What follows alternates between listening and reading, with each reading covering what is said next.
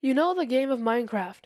You might have played the game of Minecraft. You might have downloaded mods for the game of Minecraft.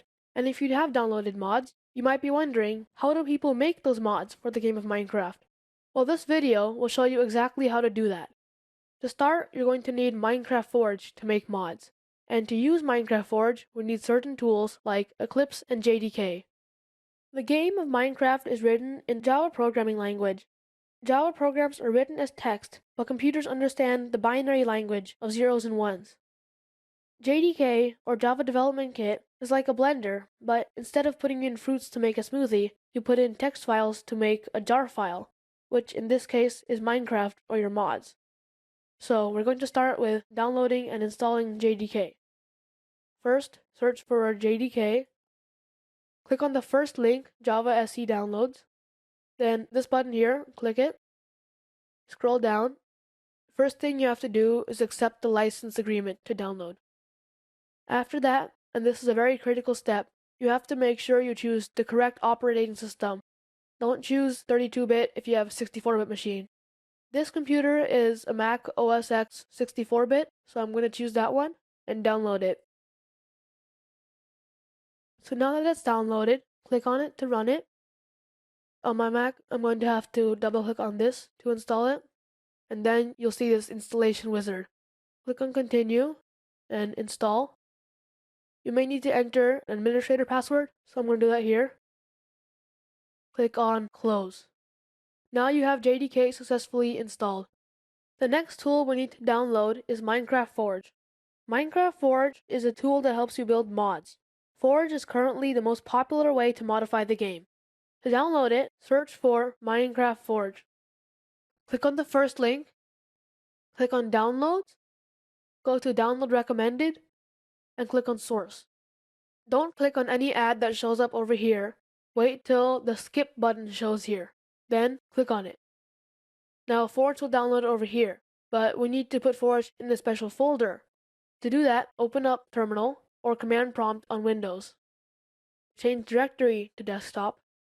Then type in the command mkdir Minecraft. This will make a new folder called Minecraft on your desktop. Now go back to Chrome. Click on the arrow next to here. Click on Show in Finder on Mac or Show in Explorer on Windows. Then drag it to your new Minecraft folder. Double-click on it or right-click and click Extract All to unzip the folder.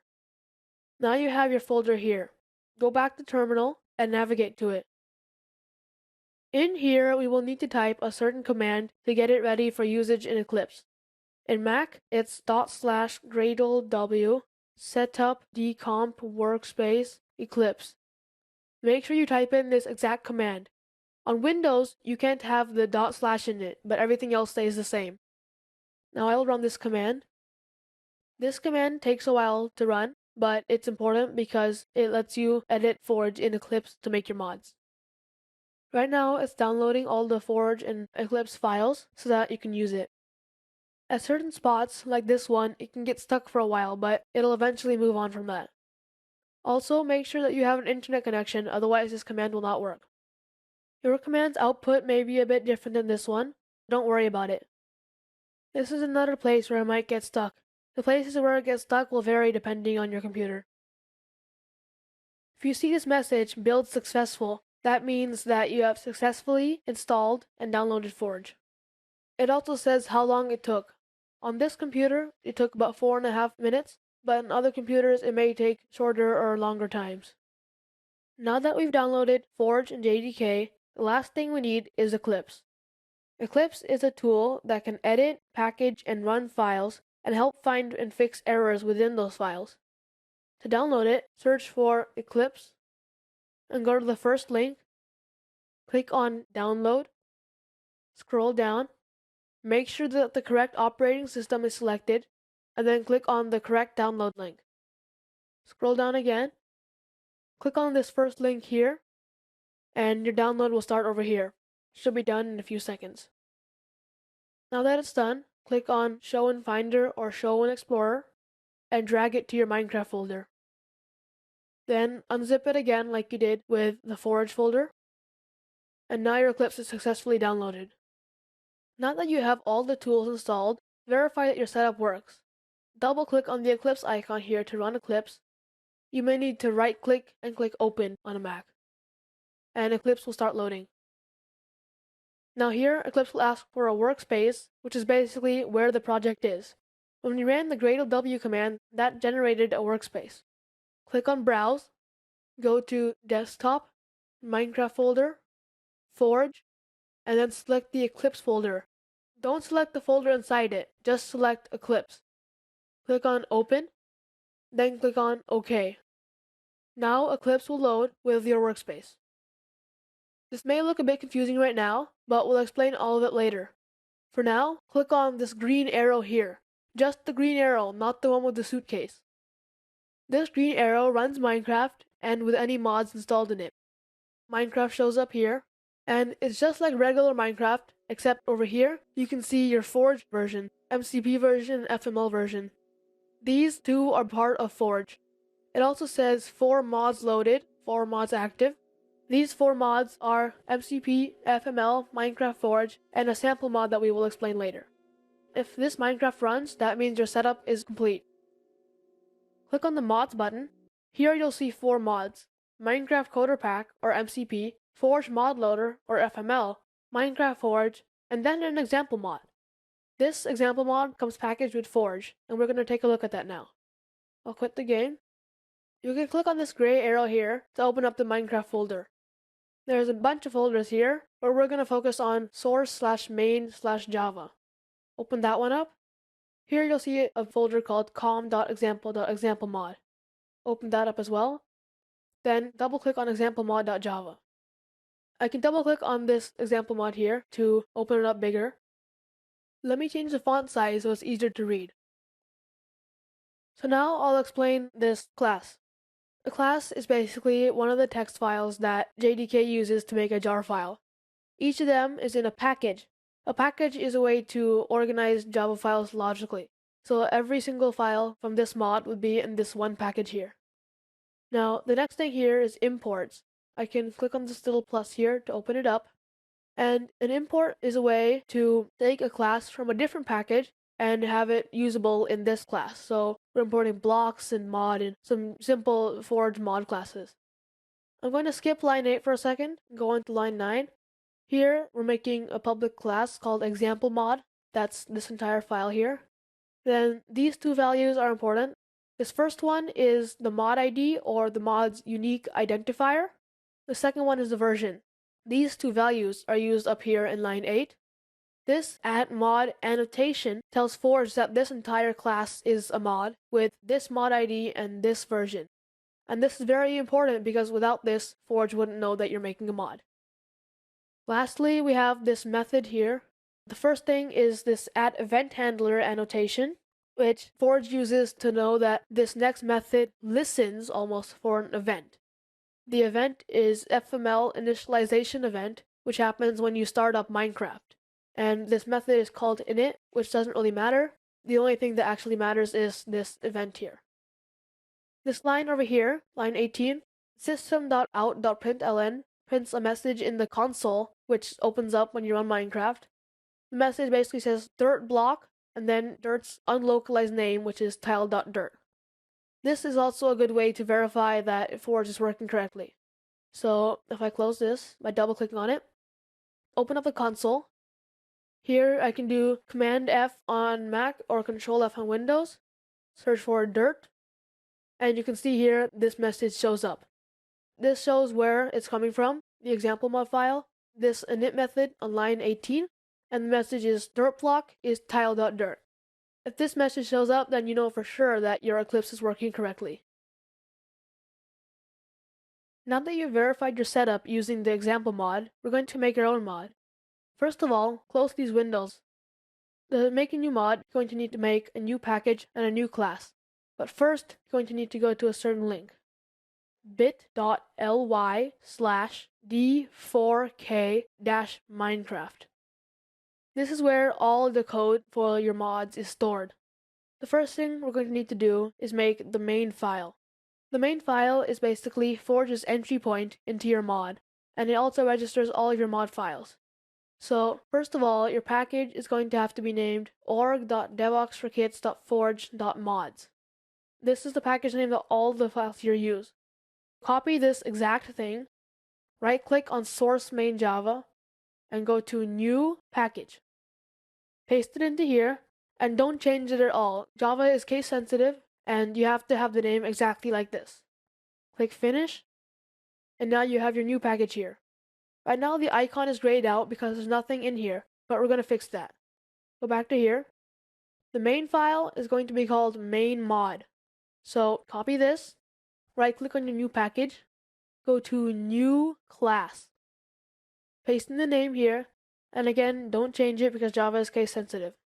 Don't change anything else here either. Click on finish, and now you have your new class. The only thing here right now is the package name and the class.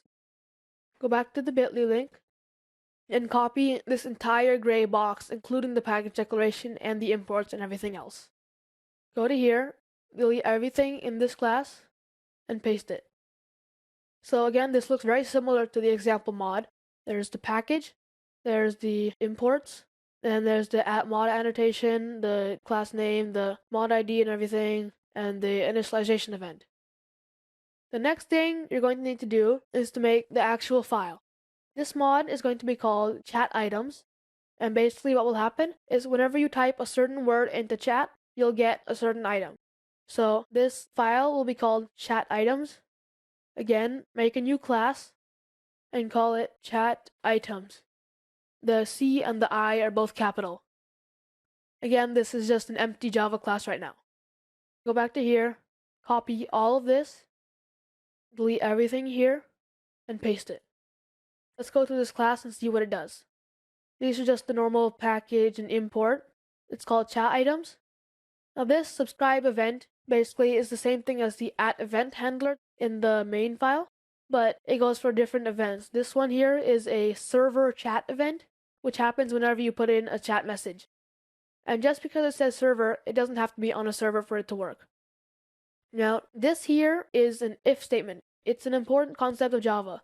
Basically, it says if the condition inside these two parentheses is true, then continue and do whatever's in between these two brackets.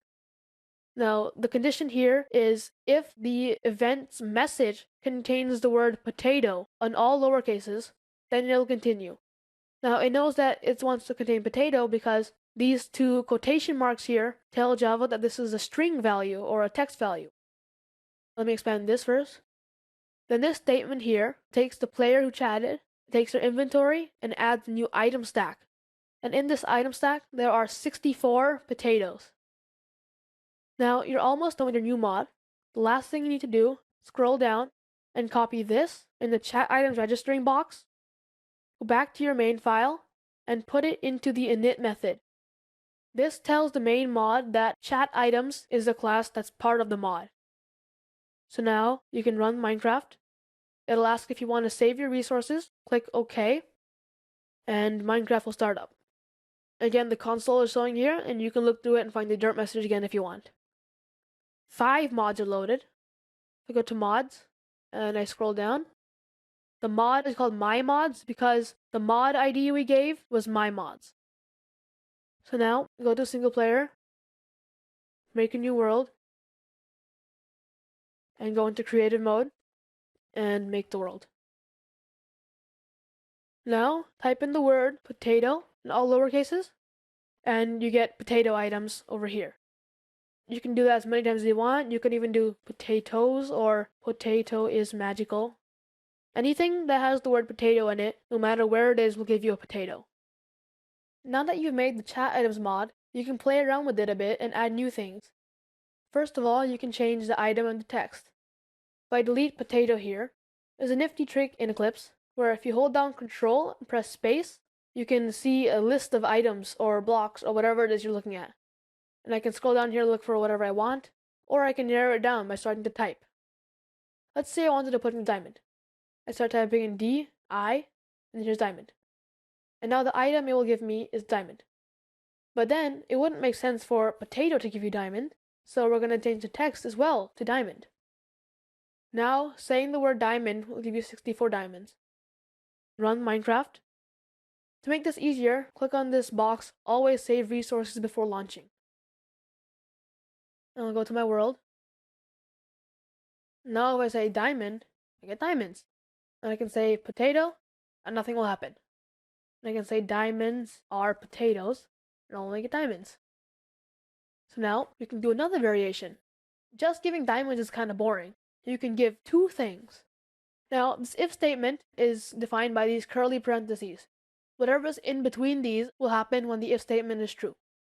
So if I copy this entire if statement from if to this parenthesis and paste it over here, I can change this to give two different items on two different messages.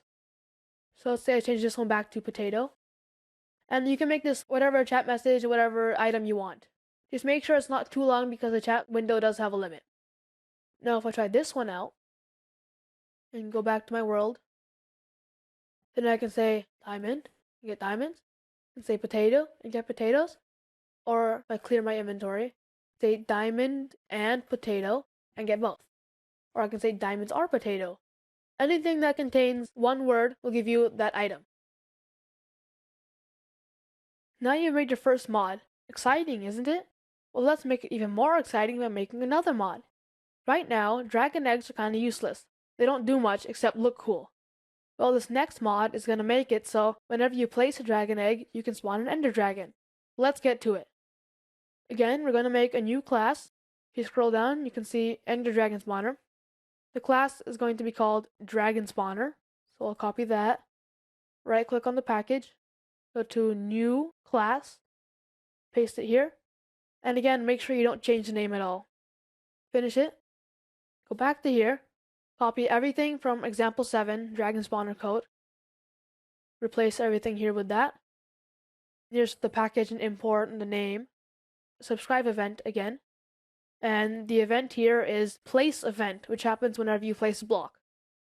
Now here, we have the equals equals operator. Basically, this compares two things together to see if they're equal.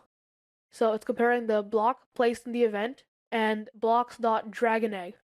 If the event's block is a dragon egg, then it'll continue. Now this is just an if statement like the one in the previous mod, but a bit bigger. Now here, it'll set the ender dragon egg to air, because otherwise it would stay there. Then this line makes a new variable that stores the dragon in it. The dragon's location is set to that of the block, X, Y, and Z. And finally, the dragon is spawned into the world. So now the last thing you need to do to get this mod working is register it. Go back to the link, copy the code from example 8, and put it into your init method. Now your mod is ready to go. Click on the green arrow. So head back into my world. And now dragon eggs are not accessible by your creative inventory, so you're going to have to use the /give command to give to yourself. Type in /give, press space, then press tab, because when you launch, it automatically gives you a username as player and then 3 numbers. My username here is player536. Then I'll type in dragon_egg. This will give me a dragon egg. Now I can go ahead and place it here. And there you go, an ender dragon. Now you can watch them destroy your world. Pretty fun just watching them kill everything. Now that you've finished this mod, let's play around with it a bit and add something new. This time, instead of spawning dragons, we'll spawn squids, and from a different block too. Let's get rid of the dragon egg, and again use Control Space to find the block we want. This time it's a sponge. To change this dragon to a squid, first of all, right click on the dragon variable, go to Refactor, Rename. Change this to squid, press enter. Last thing you need to do, change dragon here to squid. Now you don't need to do that, but it'll make your code easier to read because a squid wouldn't be in a variable called dragon. And here you can also do Control Space, squid, save this and run it. Now placing a sponge should spawn a squid in your world. Go back to my world and find some sponges. Now, sometimes the wet sponge won't work. Try a wet sponge, and that'll make a squid who is now apparently dead. So you can spawn a whole bunch of squids everywhere. And just like that, you can change the entity to anything you want. You can change squid to a wither or a creeper. Make sure you change the variable too, because making your code readable is a good habit to get into. Now that we've made 2 mods, let's go on to the third one. This one is more practical than it is fun. Whenever a creeper spawns in the world, you'll get an alert telling you that. So let's get started. Go back to the bit.ly link and scroll down to Creeper Spawn Alert. The class here will be called exactly that. Select this and copy it. Go back to Eclipse, make a new class, paste the name in here, and click Finish. Now go back to the link and copy everything from example 11. Then go back here, paste it. Now this code is quite large. Here we have the normal package and imports, and it's called Creeper Spawn Alert. And this happens on an entity join world event. This happens whenever any entity joins the world, either when you start playing on the world or when you spawn it. This exclamation mark operand here is important because it means not. So this if statement is saying if the event's entity is not an entity creeper, then go on. And that happens to this instance of operator. It's basically saying that if the entity class is entity creeper, then this is true. So if the entity is not an entity creeper, the method will return, meaning it'll basically stop. The next thing that happens is it makes a list of players so that it can inform every single player on the world. Now this here is a Java for loop. It's very useful if you want to do something a certain number of times. You have to start it off with a variable. Here it's I, we're initializing it as 0. This is the termination, basically what has to happen for the for loop to stop. So if I is less than the size of the players list, it'll keep going. And every time the for loop runs, I will get incremented by 1, shown by this plus plus operator. So if I is 0, this will run once, and then I will get to 1. If there's only 1 player on the world, then 1 will not be less than 1, the for loop will stop. Now in this method, the player is put into a variable called player, because it's taken from the list at index I. Then if the world is remote, meaning if it's a client world, the player will be giving a chat message in the green text saying that a creeper has spawned. Now this if the world is remote is important because if you don't put that there, the player will get 2 messages, one from the client and one from the server. So this makes sure the player only gets 1 message. Now the last thing you need to do to get your mod done is register it. So go back to the link, scroll down to example 12, and copy everything from here. Go back to your main file and put it into the init method. Now your mod is ready to run. Press the green arrow to run it and go to your world. And see, I get a whole bunch of messages because it means that there's already a lot of creepers in the world. So let's say I put in a message. Then I get a creeper egg and spawn it. There you go, creeper message. Creeper has spawned. A creeper has spawned. Oh no, the creeper has spawned. Now that you've finished your mod, let's change it around a bit. First thing you can do is change the color. So get rid of the green here. And again, use Control Space. And here you can see all sorts of different colors. This one we're going to do red. You can also do different kind of formatting things like italics or bold or anything. And you can put 2 of them together like italics and red. But here we'll just do simple red. So if I close this and run another one, it's good not to run too many Minecrafts at the same time because otherwise you'll start to lag. So I'll go back into my world. And this time all the messages are reddish pink. That was one variation. So now let's go back to the link and scroll down here to example 18. Now you might have seen these other variations in the middle. You can try these out too, but we're not going to show all of them. So copy everything from example 18, go back to Eclipse, select just this part after subscribe event, but before the last bracket, delete it, and paste the new code. Now you'll see an error here, shown by this red line and this light bulb here. That's because we put an entity zombie, but we didn't import it. So click on the light bulb, Click on Import Entity Zombie, and that'll import it for you. Now, let's go through this code and see what it does. The first part here says, if the entity is not a creeper or a zombie, then return. So now it works for creepers and zombies. Here, a new variable is made called message, and here, if the entity is a creeper, then the message is a creeper has spawned. Otherwise, as shown by this else statement, the message is a zombie has spawned. Now, the else can only be a zombie because the only choices here are creeper and zombie. And over here, everything is just the same, but here the text is message, so it'll either say a creeper has spawned or a zombie has spawned, depending on what the mob is. So now let's try it out. I'll go back to my world. And you can see here I'm getting a bunch of messages. A creeper has spawned, a zombie has spawned, lots of things have spawned. I can spawn some creepers, I can spawn some zombies. And these ender dragons are quite annoying, aren't they? Yeah, I can spawn lots of things and I'll get lots of messages, and now you can see even more are spawning naturally. Now we've made a bunch of mods, and some of them were cool, but now we're gonna make one that's really cool. Snowballs right now are kinda boring. All they do is inflict knockback and hurt maybe 2 different kinds of mobs. Now we're gonna turn snowballs into arrows so they can kill everything. Back to the link, scroll down here to Sharp Snowballs, and copy the class name, which is also Sharp Snowballs. Back to here, make a new class, paste it in there, and click Finish. Again, back to the link, copy everything from example 20, paste it over everything here. So now let's go through this code and see what happens. This event happens on an entity join world event again. The entity is stored in a variable called snowball, and also another variable is made for the snowball's world. And here, if the entity is not a snowball, then return. And this is if the world is not remote. If it's a server, then do all of this. Everything that's about entities has to be processed by the server, because the client will just spawn an entity with no AI that'll sit there and do nothing.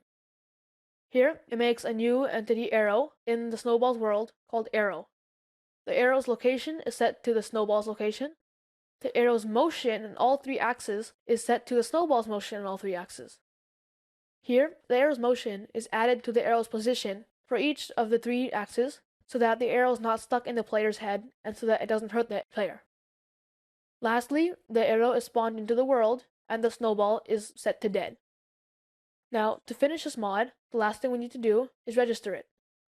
Go back to here, copy the code from example 21, put it into your init method. Now your mod is ready to go, so let's try it out.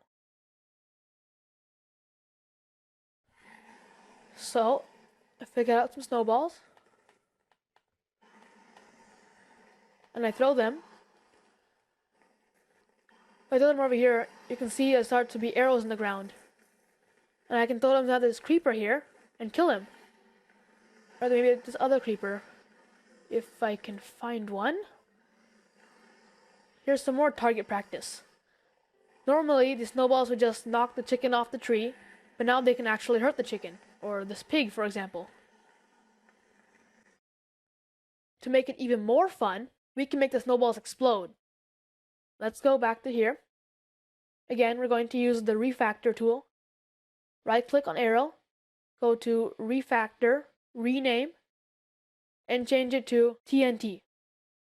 Then change entity arrow to entity TNT primed. You're going to have to import this by clicking on the light bulb. Change the second entity arrow also to entity TNT primed. Last thing you need to do is set the TNT's fuse by adding this here. Without this fuse, the TNT would explode right when you spawn it. This fuse 80 is in ticks, and 20 ticks is a second, so this fuse is 4 seconds, which is how long a normal TNT has for a fuse. So if I try this out, then when I throw snowballs, I can start blowing up things. And if you can time it right, you can even blow up these ender dragons here. Although I doubt I can do that. Or not, I guess I can. So I can just start blowing up things everywhere. Let's make this a bit easier by getting rid of these ender dragons.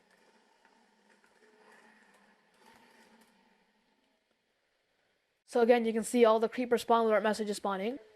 You can even mine with these, just start chucking them all in the one direction. Another fun thing you can do is get out a dispenser and some redstone tools and some snowballs. Now I'm gonna go on top of this tree here, or actually on top of this mountain.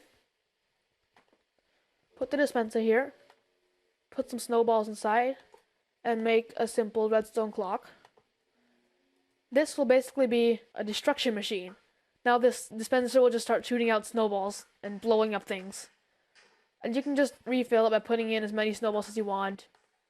Just make sure you don't accidentally blow up your own dispenser. That would kind of suck. So now you have your own little mining machine for you. So yeah, this mod is pretty fun, one of my favorites. This next mod is kind of fun to watch. Right now, iron golems are okay at killing things. Sometimes they take 2 hits, sometimes 1. But this mod is going to make them a lot better because it's going to make them overpowered. So let's get to it. Let's go to the link, scroll down to overpowered iron golems, copy the class name, also overpowered iron golems.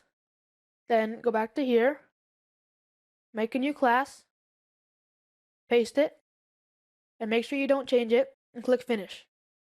Go back to the link, copy everything from example 23, go back here, and paste it. So now let's go to the code and see what it does.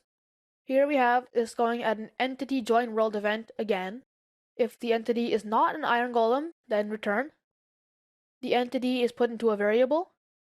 You're adding potion effects to the entity, giving potion IDs 1, 5, 10, and 11. Now 1 is speed, 5 is strength, 10 is regeneration, and 11 is resistance. These are all given for 1 million ticks, which is the game's measurement of time. That equals 50,000 seconds. And then here, they're set at a strength of 5. Now these are all very helpful potion effects in terms of iron golems. Now the last thing you need to do is register it. So go back to the link, copy the registering code, go to your main mod file, and paste it in the init method.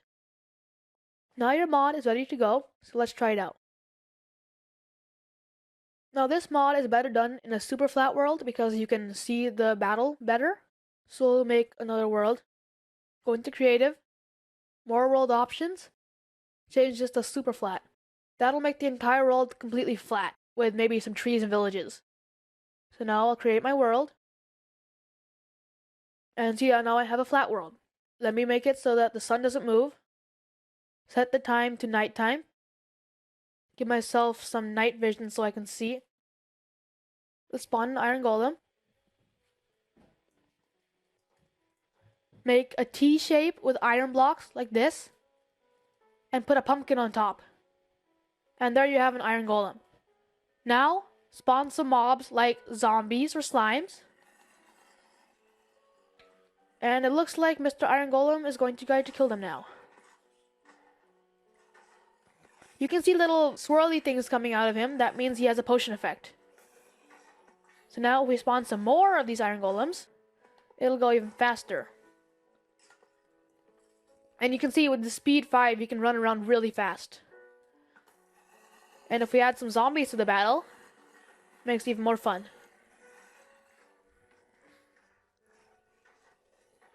And you can see from the creeper spawn alert mod that a whole bunch of zombies are spawning. And this Iron Golem is getting severely overwhelmed here, but since he has resistance and regeneration 5, he's barely taking any damage at all. You can spawn some other things like witches and blazes and all sorts of things to join the fight. It's always more fun and more kinds of things. So now you can see the Iron Golem has more targets. And the witches do not like him. They're going to try to kill him now. And now everything's on fire. And everything is trying to kill each other. And there are about 3 or 4 witches ganging up on this Iron Golem here. It's almost like a sport. You can make commentary of it. So I can spawn some more. So this mod is pretty fun to play with. You can just mess around with it and watch things blow up and die and all sorts of stuff. there was a lot of messages in the chat window and it was kind of annoying. So let's look at how we can disable those for now. So if you look in your main mod file, there's a concept in Java called commenting, where if you comment a line, you can just add in a comment, basically, and Java will ignore that line. So if I select this entire line here, the creeper spawn alert one, press Command/ on Mac or Control/ on Windows, that'll comment this line. Now, the main mod is not registering the creeper spawn alert mod, so the messages won't be showing up anymore. And I can uncomment it again by doing Command/ or Control/. So we're going to leave this one commented for now because the messages can get kind of annoying. We did overpowered iron golems. How about underpowered iron golems? To do that, go to here. We're going to change these potion IDs to other IDs. First of all, 2 for slowness, 18 for weakness, 19 for poison, and 20 for wither. Now the iron golems are going to be a lot easier to kill. Now, you may be wondering, where do all these potion effects come from? If you go back to your browser, open up a new tab, search for Minecraft Potion IDs, click on the first link, scroll down, and here you have a comprehensive list of every single potion, and on the side you can see the IDs. So that's where I got these from. Now let's try out our mod in Minecraft. Go back to Eclipse, press the green arrow to run, go back to your world, and see even this iron golem who's not getting attacked is getting killed by poison and wither. So if we spawn one, it doesn't have any helpful effects. Let's say over here. He starts getting hurt. And he'll soon die. And he can't even move because he has slowness. So if I put a zombie right over here, he wants to kill the zombie, but he can't. And now the zombie's killing him. But the zombie gets too close and he dies. Iron golems do have a lot of health though, so it will take some time for them to die. So this severely hampers the iron golem's fighting ability, especially against ranged attacking mobs like skeletons.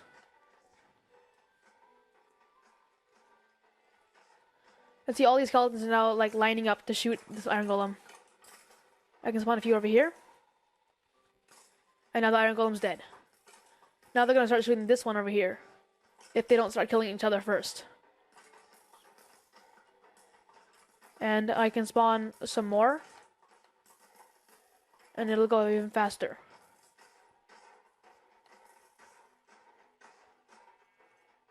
With the underpowered iron golems, it's not as fun to watch because they're all pretty much dead anyways. But with the overpowered iron golem, you can have a battle go on for a long time. The next mod we're going to make is going to be about rain. Right now, rain in Minecraft doesn't do much except put out fires. But now, we're going to make it so rain places water at the feet of every entity in the world. Let's get started. Close this, and go back to the link. Scroll down here to rainwater, and copy the class name, also rainwater. Go back to Eclipse, right-click on the package, go to New Class, and paste the name in here. Then click on Finish, and now you have another simple Java class. So let's go back to the link, copy everything from example 24, and paste it here. So this is a lot of code to explain. We'll go through it step by step. Here, everything happens on a living update event. This happens for every entity, every tick. So basically, if there were 10 entities in the world, this would happen 10 times every tick, or 200 times every second. Here, it's making a variable for the entity in this event, and a variable for the world. Here, it's finding the entity's position X, Y, and Z by using some math things.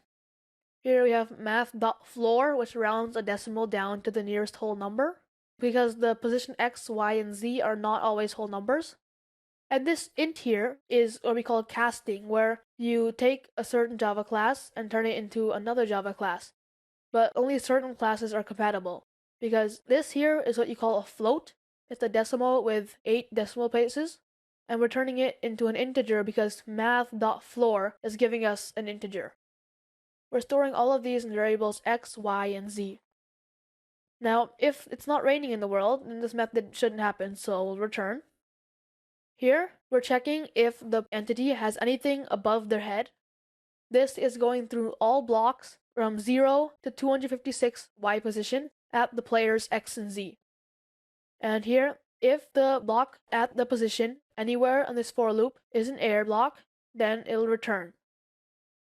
If the world is remote, or the block underneath the player is not a cube, so it's like a slab or something, then it'll return because we want the world to be the server and we want the block underneath the player to be solid. Lastly, the block of the player is standing is set to water. Now, to finish off the mod, go ahead and register it using the code from example 25. Copy it, put it in the init method, and run. Go back to your world. Now here, we'll set the weather to rain / weather rain 1000. Now that it's raining, you can see there's water everywhere because wherever entities are stepping, that's where the water is being formed. So now the entire world is infested with water. And now even the player can make water, so it'll be harder to move because there's water everywhere. This mod isn't really useful or practical, it's just interesting. It makes Minecraft a bit more realistic. So now that we've tried water, how about something else? How about lava? So this change doesn't take much. Go here, delete the water, and use Control Space. You can do any block you want, but I wouldn't suggest doing a solid block because then you get stuck inside it. So we're going to do lava, and we're going to watch everything burn. Now the only problem with this is the entities won't get damaged by fire, only by the lava. When you're getting damaged by lava, you take 2 hearts of damage from the actual lava and a half heart from the fire you get. So now there's already water everywhere. So when I step somewhere new, that's when the lava spawns. So I can spawn, let's say, a skeleton here, and then you'll start burning up. Or maybe some zombies, or some witches. The witches won't be affected much because they have fire resistance potions. Unless they can't drink it in time. Then they're dead. Other things like blazes, they can spawn lava, but they'll still be dead because the water is killing them. And even more fun, you spawn an Enderman, he starts teleporting everywhere and you get lava all over the place. And you can see the Enderman's just running around putting lava everywhere.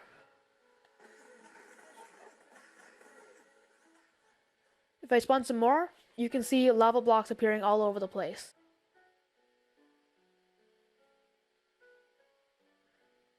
And this creeper here is going to die soon because he's going to get pushed by me and die. Now, lastly, another fun thing you can do is not lava, not water, not any liquid at all, but cobwebs. Sometimes the names given to blocks and items here are kind of weird, so you're going to have to figure out what they are, like string is silk or a cobweb is web. So we'll use web here, and that'll make everything move slower.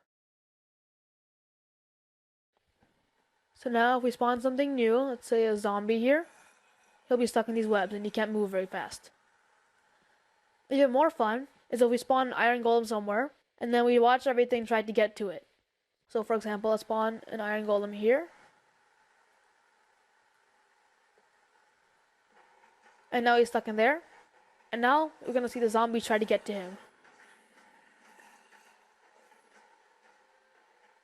All of them are moving quite slowly because of the cobwebs. And they're spawning new ones as they go. It makes village sieges a lot more fun because you can watch all the zombies fail at moving. And as they spawn cobwebs, lava blocks update and start flowing, so they get killed. And lava also removes the cobwebs, just like any liquid does. Now the zombies have a new target. So it's just another fun way to add more to the fight against the iron golems. This next mod is one of those that's more practical than fun, but it still can be kind of fun. Now, sometimes I bet you've seen a giant mountain in your way and you're like, I wish I could get over that mountain. This mod, called Wall Climber, is going to let you get over that really fast. Go over to the link, Scroll down here to wall climber, copy over the class name, right click on the package, go to new class, paste it in here, and then finish it, just like all the other classes. Back to the link, copy everything from example 26, and paste it here. Let's go over this code and see what it does. We have a package and imports just like normal. We have the name, wall climber. Now this method happens on a player tick event. It's just like the living update event from Rainwater, but only for players. So we put the player into a variable. Now this is an interesting value. If the player is running into a wall, then this value is collided horizontally, it will be true. But if the player is just standing against the wall, not trying to run into it, it'll be false. Now, this is where the actual climbing happens. So if the player is blocking with a sword, the player's motion on the y-axis will be downwards, so the player can move down too. And it'll be down by about 0.5, which is a good speed. If the player is holding shift or sneaking, the player's motion on the y-axis will be 0. And if the player is doing neither one of those, but still running into the wall, then the motion will be 0.5. This all happens because of the else-if statement. So if the player is blocking, this happens. If the player is sneaking, then this happens. Otherwise, if neither of these are true, then this happens. Now, this mod has two methods, this one happening on a living fall event. Just like this one has two methods, you can have multiple methods listening all for different events. If the entity that fell is not a player, then return. Player is put into a variable, and the event is cancelled, so the player doesn't take any fall damage. You'll see why it's useful very soon. Lastly, you have to register the mod, so go back to the link, copy this registering link here, and paste it here. Now you may notice that there's two of these, and that's because Living Fall event is registered on a different place than this one here for all the other events. You're going to have to import FML common handler, so click on the light bulb and double click on this option. Now your mod is ready to go, so let's try it out. I'm going to create a new world for this one, and this one's going to be amplified. I wouldn't suggest this if you have a slow computer because it's quite large of a world, but the mountains are huge and it's good for showing this mod. And there you are, we already have some huge mountains around here. Now if I run into here, I can start climbing up. Now normally, if fall damage was not negated, I'd be going up here and taking a lot of fall damage because I'm jumping up a bit. So if I get out a sword, you can see the other ways to do it. I'll show them on this mountain over here. So I'm going up here. I can hold shift and stop moving, or I can hold block and go down. And the first one it checks for is blocking, so if you're blocking, it'll just go down. And it's a lot more precise than if you just go up and then fall down. So this is really good if I want to climb up this mountain over here. If I wanted to make my house on top of this mountain, I'd just go over here, start climbing. And if I go into survival mode, I don't take any fall damage at all. Even if I fall down this much, I don't take any damage. So again, this mod is just for practicality, not really for fun, but it's still pretty cool nonetheless. This next mod is both practical and fun. Now, whenever you right click with a stick, you can shoot out multiple arrows that'll basically be an arrow shotgun, and you can kill lots of things with this. First, go back to the link, scroll down to arrow shotgun, copy the class name, and go back to Eclipse, make a new class, put in the name, and click finish. Back to the link, copy everything from example 28. Paste it here. Now let's go through and see what it is. Again, we have the package and the imports. We have the class name. And here we have an integer called arrows equal to 20. Now this final modifier here makes it so that you can't change this. This variable will be how many arrows will be spawned. Now this happens on a player interact event, which is basically when a player right clicks or left clicks or jumps or something like that. The player and the world are put into variables. Null basically means nothing, no value at all. So if the player's item is nothing, then the method returns. If the action is not right-clicking the air or right-clicking the block, then it returns. And if the player is not holding a stick, then it also returns. Now here it's put in parentheses. This whole part here is all one condition. So if the player is not right-clicking the air or right-clicking the block, that's his one condition. This other condition is that the player is not holding a stick. So if either this or this is not true, the method returns. Another concept is random. Random lets you make different kinds of random numbers, and we're going to be using this to make sure all the arrows point in different directions. Now here we have a for loop running for the number of times specified by arrows. It makes a new variable called arrow at the position of the player and in the world. Then the arrows position X, Y, and Z. Random numbers are added to those to make sure they're all pointing in different directions. Random.nextFloat gives you a float number between 0 and 1, and we're subtracting negative 0.5 from there, so that it'll be between negative 0.5 and positive 0.5. We're adding that to here, and the arrow is set so that it cannot be picked up. And the arrow is set on fire so that it does even more damage. Lastly, if the world is not remote, the arrow is spawned. Otherwise, another arrow will be spawned, and that will be a useless one. Let's go ahead and register this. Main mod isn't showing up here. That's because we have a bunch of things open. Now to register the mod, go back to the link, copy the registering code, and put it back in Eclipse. Now we have a lot of mods here, but we're not using a lot of them, so I'm going to comment some of them. However, I'm going to keep Wall Climber because I'm going to show an interesting combination between Wall Climber and Arrow Shotgun. So let's go ahead and see what that is.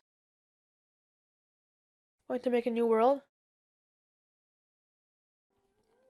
Creative and amplified. So I'll wait for it to load. First of all, let's go ahead and see if the Arrow Shotgun worked. I have a stick, then right click, and there you go. See a bunch of arrows come out, and they're all on fire. Now for the combination.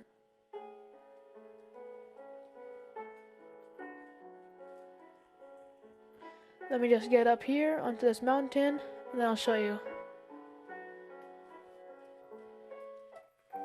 So I'm just giving myself some stake for the upcoming fight.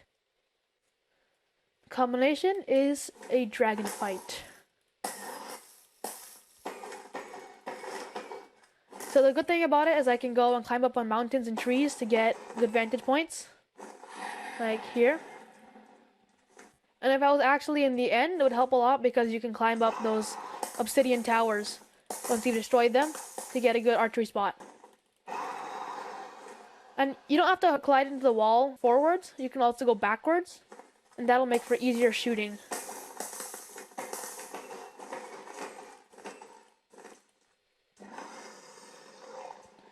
The sword isn't very useful when you're trying to do it quickly, but if you have time, you can go backwards and downwards for better climbing.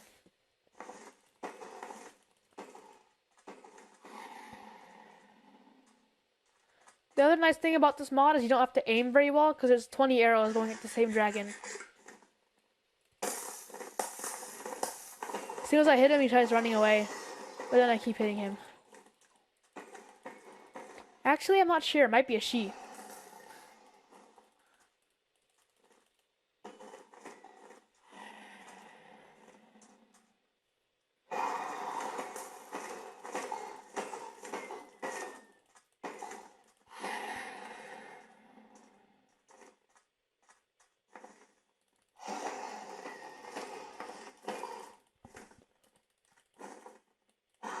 It's almost dead now. And you can see there's arrows all over the place. They'll eventually despawn, but if you have a lot, it can start to lag a bit. A few more shots to take care of him. And there you go. The Arrow Shotgun's very useful mod when it comes to killing Ender Dragons. So that's just another fun mod in this video. And now I'll collect my loot. So yeah, that was pretty fun. This next mod, which is my personal favorite, is really fun. Basically what happens is it makes all skeletons hate each other. They all target each other and shoot each other. So let's go ahead and get started. Go back to the link, scroll down, Skeleton War, copy the class name, go back to here, right click, new class, paste it, and finish. Go here again, copy everything from example 30, paste it here. Now let's go over the code. So here we have the packages and the imports, the name Skeleton War, and again, probably for the 4th or 5th time, entity join world event. If the entity is not a skeleton, then return. The skeleton is put into a variable called entity. Here we have some lists of different armors. We have helmets, chest plates, leggings, and boots, because each of the skeletons is going to get a random set of armor to make it more fun. Now this is the part that actually makes the skeletons target each other. It adds a task to its target tasks, and it points towards the nearest entity skeleton with an entity AI nearest attackable target. It also sets the skeleton able to pick up loot, so if one of its other skeletons drops loot, it can pick it up if it's better. Here we have another random again. It gives the skeleton a random set of armor, helmet, chestplate, leggings, and boots.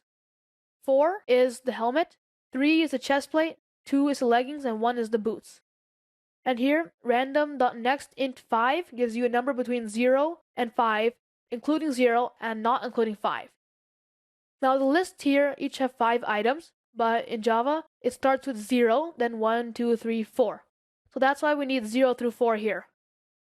It gives each skeleton a random set of armor and makes each skeleton want to kill other skeletons.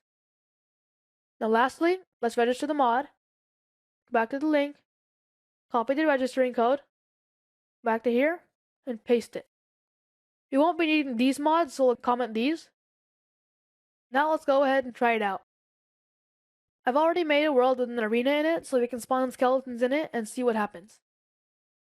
Here we have my arena. It looks really cool. There's glowstone for light, and we have some emerald blocks and a beacon. And some lava as hazards. Let's spawn some skeletons. See, each of them has their own armor, and they automatically start fighting with each other. Some of them are even falling in the lava and dying. Let's see who the champion of all the skeletons is.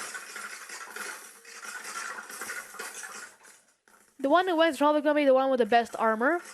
So maybe this guy, he's got an iron chestplate and some diamond helmet and boots and some chain leggings. Nobody seems to be targeting him right now, but some of the skeletons have really bad aim, so they'll accidentally hit the wrong person. Or skeleton. Now he's engaged in a fight. He almost fell in lava there. This guy doesn't like that guy. He's gonna kill them. See what's going on here. This guy over here and this guy. Oh, he's dead. Never mind. No, these guys don't like each other. So this guy doesn't like this guy. Oh, now they're killing each other. He's got a diamond chestplate. That's pretty good armor. This guy seems to still be surviving. Even if the other guy has a diamond chestplate, the iron chestplate and the diamond helmet and boots make up for it. This guy is almost as good as this one, but iron boots aren't as good as diamond boots. And this guy can't seem to make a shot. He's probably gonna die now. Or not. Now we only have 3 skeletons left. And they are engaged in a fight. This guy is getting shot at by 2 different skeletons. And he is dead. Now we have the last 2 skeletons. And this guy is the champion. That was fun. Now that we've made a skeleton war, how about a war between every mob? Let's go ahead and do that. So go to here, and wherever you see entity skeleton, change it to entity mob. This is basically the class that has every single monster in the entire game, excluding bosses. Zombie and skeleton and spider, all that kind of thing. You need to click on the light bulb, click on import, and now you have a war between every mob. It's actually not every mob, just a few more mobs, because some mobs use different target tasks than this one to target other mobs, but it's quite a big number of mobs that can use this one. So if I get rid of Mr. Skeleton here,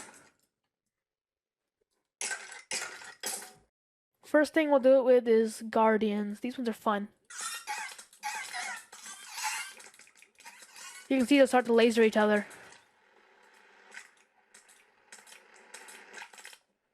And eventually one will probably fall in lava, like this one over here. He's dead.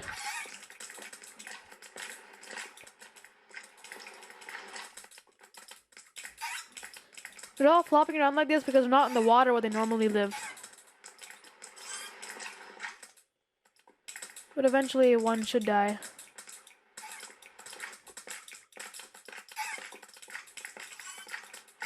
And they're making their little weird sealy noises.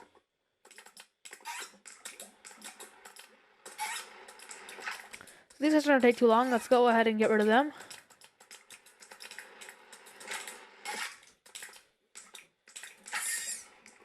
Now, another one we can do, we can have a blaze fight.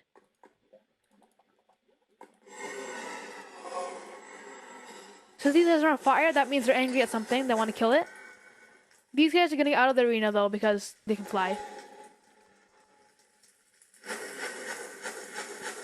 And they have really bad aim.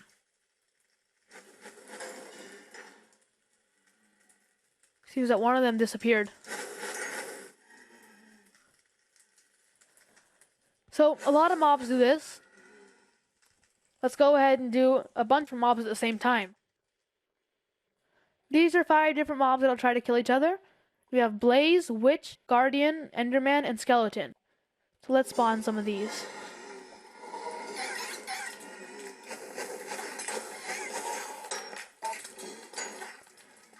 The Enderman might just teleport out like that one. He's just escaping from the battle. But then he'll try to kill his other little friend over there. Not really a friend then. Little battle going on here. Well, there's a big battle going on here. The Blaze and this Guardian here are fighting. And now one Guardian is dead. This Witch here is probably gonna die. Unless she drinks her fire resistance potion. Apparently she's drinking constant healing potions instead. It looks like the Enderman here has killed his little friend. These guys are still going at it. The witches aren't going to be able to kill each other though because witches have resistance to potions. The skeleton might be able to kill one though.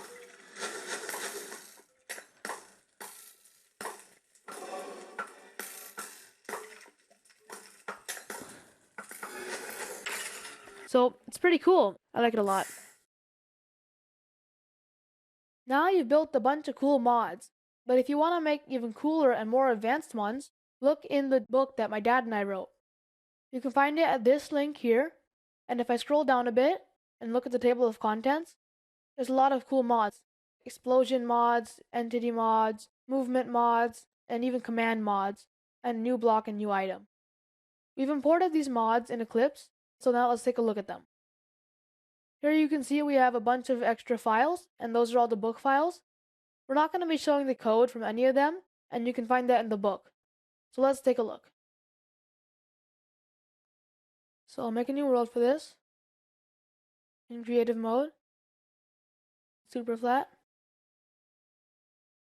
Let's say you have a silk touch pickaxe and you're hoarding diamond ore. You put them all in a room. Of course, you don't want anybody to come by and steal them. But then someone does come by. He finds the diamond ores, he breaks one, and it blows up in his face. This first mod, called Diamond Ore Trap, will make all diamond ore explode whenever you break it.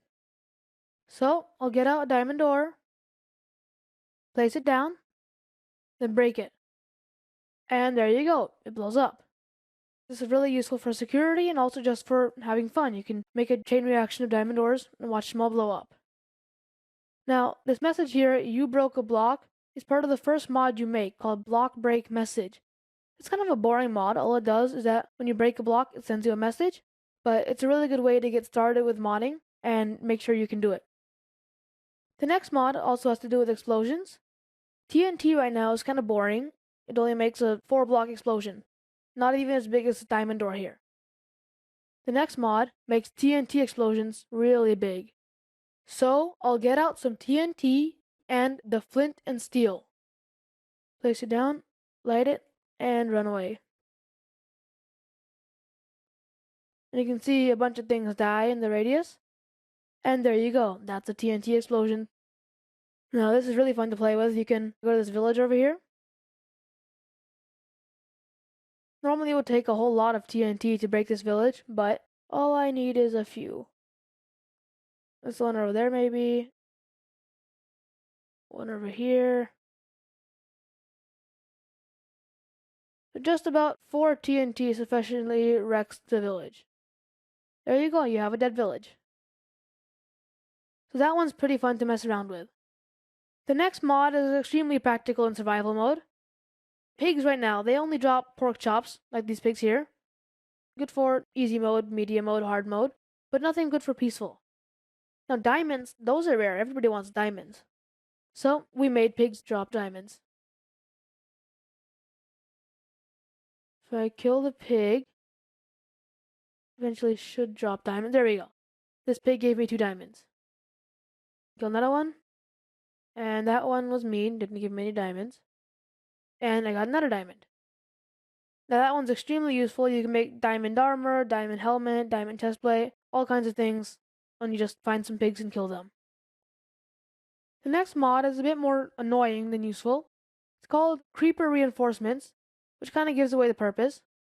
So basically, if I spawn a creeper, and then I kill it, I have 5 more creepers. I killed another creeper, 5 more.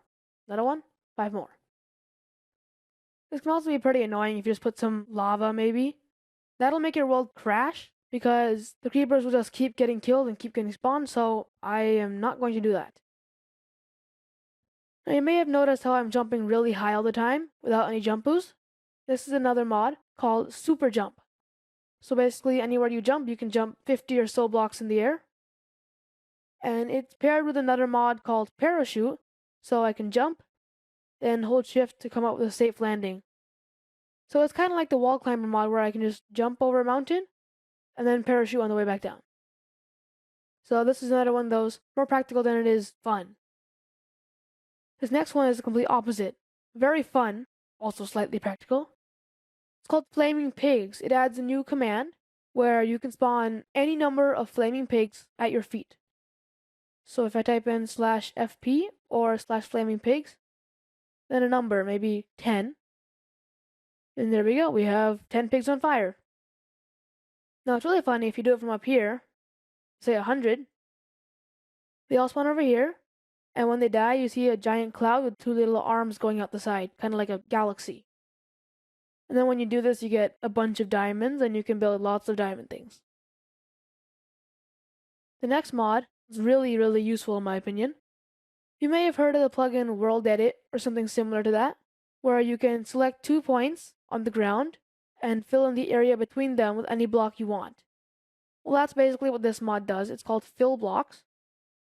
So if I get a wooden axe from my inventory, go over here, and let's say if I select this area here, and maybe this one here, then I can do /FB, fill it in with dirt, or maybe something else like stone.